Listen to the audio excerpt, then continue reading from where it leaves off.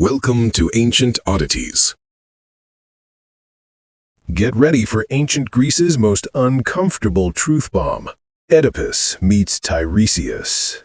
Sit back and let the chaos begin. Thebes was dying. Not with fire, not with swords, but with something quieter. A sickness that crept through the streets, stole the breath of children, and made the priests whisper that the gods had turned their faces away. And when gods go silent, mortals start guessing. Was it the harvest, the wars, some forgotten sacrifice, or maybe the curse had a name? That's when Oedipus, King of Thebes, decided to fix it. You know the type, confident, clever, allergic to mystery. He'd solved one riddle already, remember? A giant lion-woman monster had terrorized the city, and he'd defeated her with nothing but logic. So now he believed logic could cure anything, even divine wrath. He vowed, "I will find the cause. I will end this plague." And the crowd cheered. Because that's what crowds do before they realize what the wish actually costs. But behind that royal promise lurked a secret no one dared speak, and one man who already knew it: the blind prophet, Tiresias. And yes, you've met someone like this, the friend who tells you stuff you don't want to hear and smirks when it's true.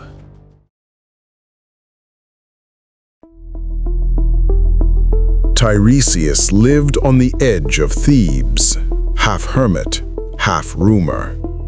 People said he'd once angered the gods, and they'd stolen his sight but gifted him something worse: clarity.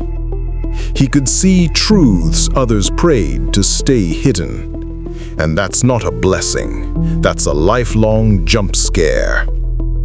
When Oedipus summoned him, the air itself felt uneasy. The guards stood back, as if truth could be deathly. Tiresias arrived slowly, guided by a servant, his face blank as marble, his steps deliberate, like a man walking toward thunder he already hears.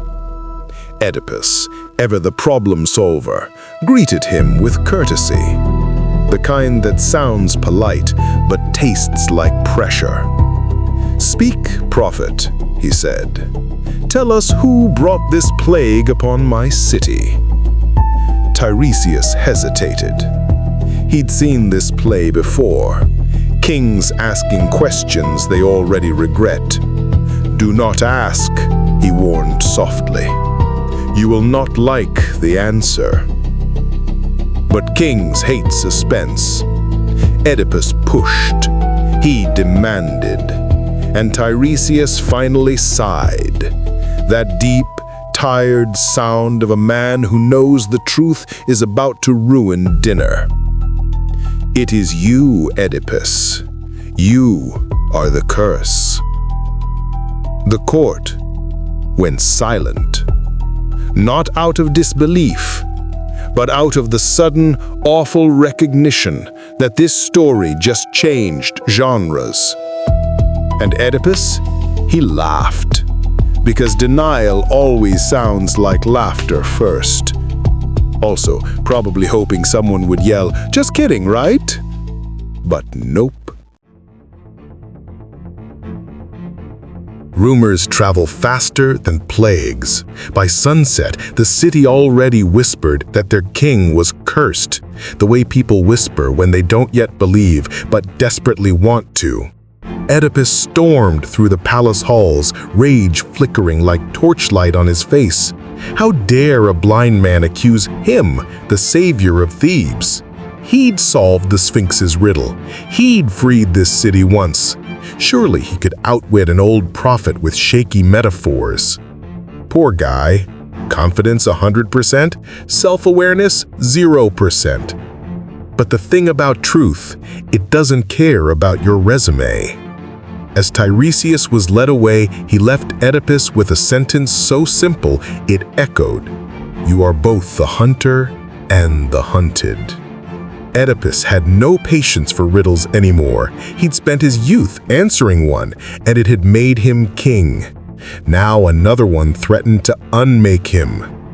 He turned to Queen Jocasta. Kind eyes, weary smile, the calm voice of someone who'd seen too many kings try to be gods.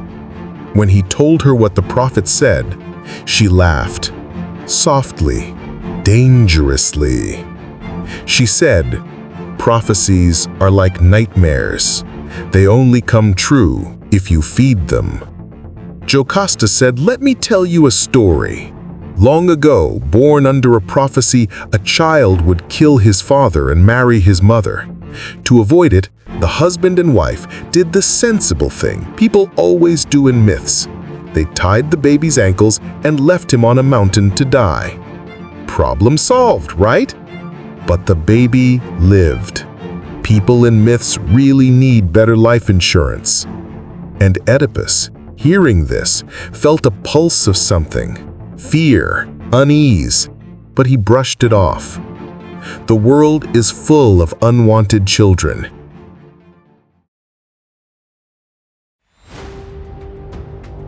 Days passed. The plague in Thebes thickened like smoke in a closed room.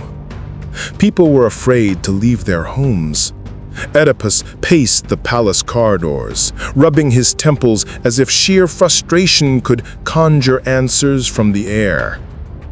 He summoned witnesses, messengers, and shepherds. Every word he heard was a thread, and slowly, painfully, the tapestry of truth began to form. A shepherd hesitated. A messenger coughed. A name was repeated, and another. Oedipus dismissed the details, but the more he probed, the more the threads converged. The blind prophet's words returned to him. "You are the cause of this plague." He remembered the fight on the road years ago, a confrontation with a man he had killed in self-defense. Who had that man been? Memories collided with shadows, and suddenly the faces of his past, Corinth, Laius, the mountain, the abandoned child, blurred into a terrifying clarity. He wanted to look away, but the tapestry of truth would not be ignored. Jocasta, sensing the storm, comforted him, or at least tried to. "Some things," she said gently, "are better left in the dark. We cannot undo what has been done." Oedipus laughed, the kind of laugh that disguises panic. "You speak of darkness, yet the plague ravages my city, and you would have me close my eyes?" Defiant, he, the king who always believed could outthink fate. But inside, a small voice whispered, What if the prophet was right? His summons became interrogations. Every witness, every messenger feared and answered with their life in hand. Every hesitation felt like a dagger pointing toward Oedipus. And here, you thought office meetings were tense. And in that moment, Oedipus understood the blind seer knew everything, all along. Tiresias's eyes were closed, yet he knew the work of the universe in ways Oedipus never could. He knew there was no point in denying, yet he wanted to strike the messenger, the seer, even the gods themselves. But the truth, relentless, unyielding, had already unmade him.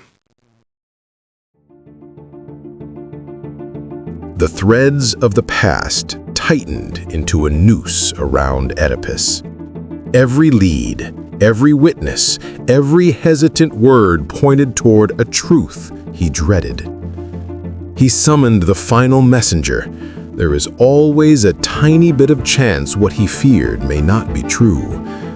The man arrived, weary from the road, and slowly revealed the truth to Oedipus. "My king," trembling with fear, "forgive me, but the child, abandoned on the mountain, was not lost. It had lived. It is you, my king." Oedipus's world faltered. He clutched his head, tried to speak, but no words could reconcile what his ears had heard with what his heart had suspected. The prophecy, that ancient curse, had come to life, not as rumor or myth, but as a concrete, devastating reality. The truth came to a painful light. He was that baby. He was the man who killed his father Laius, and he was that son who made his mother his wife. He was the husband of his own mother. Oh, the terror he felt, the agony. He could not outrun the prophecy he had fled his entire life to avoid. Jocasta, realizing the truth before Oedipus could fully grasp it, fled. Her laughter, once gentle and soothing, dissolved into despair. What would she do with such a pain? She hung herself, leaving behind the remnants of a love twisted by fate and a city whose walls echoed the cries and horror of a family undone.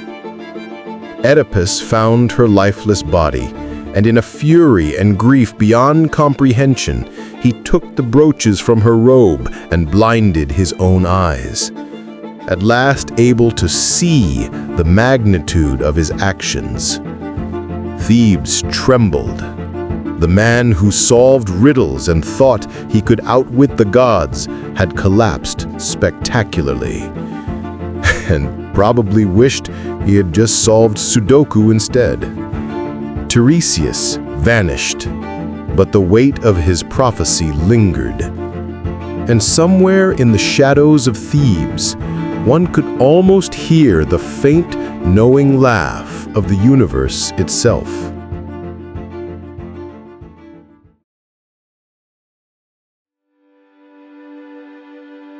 The dust of Thebes settled slowly, but the weight of its story never did. Oedipus, once a hero, became a cautionary figure. A man who ran from fate only to run straight into it. The city he loved and tried to save had been scarred by truth, by the consequences of pride, ignorance, and the stubborn refusal to listen. Tiresias, blind yet all-seeing, vanished into legend. He became a reminder that wisdom often comes wrapped in discomfort, and that those who see clearly are rarely appreciated until it is far too late. As for the gods, they had allowed the prophecy to unfold in its cruel, perfect precision to their amusement. And perhaps most hauntingly, it was a reminder that knowledge can be as dangerous as ignorance. Oedipus had sought truth like a king hunting a prize, and in doing so had destroyed what he most wished to preserve. So, when you find yourself certain of your path, when you think the future bends to your cleverness or determination, remember the king who saw riddles but could not see himself. Remember the blind prophet who warned too late, and the quiet cruelty of fate itself. Moral of the story? You can run, you can fight, you can deny, but the truth always finds a way to meet you.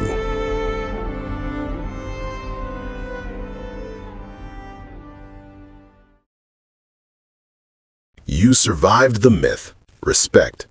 You could have been anywhere, but you chose to be with us. Thank you so much. Hope you will tune in for the next odd stories, and please like, share, subscribe to Ancient Oddities. Because the odd stuff, that's where the sparkles hide.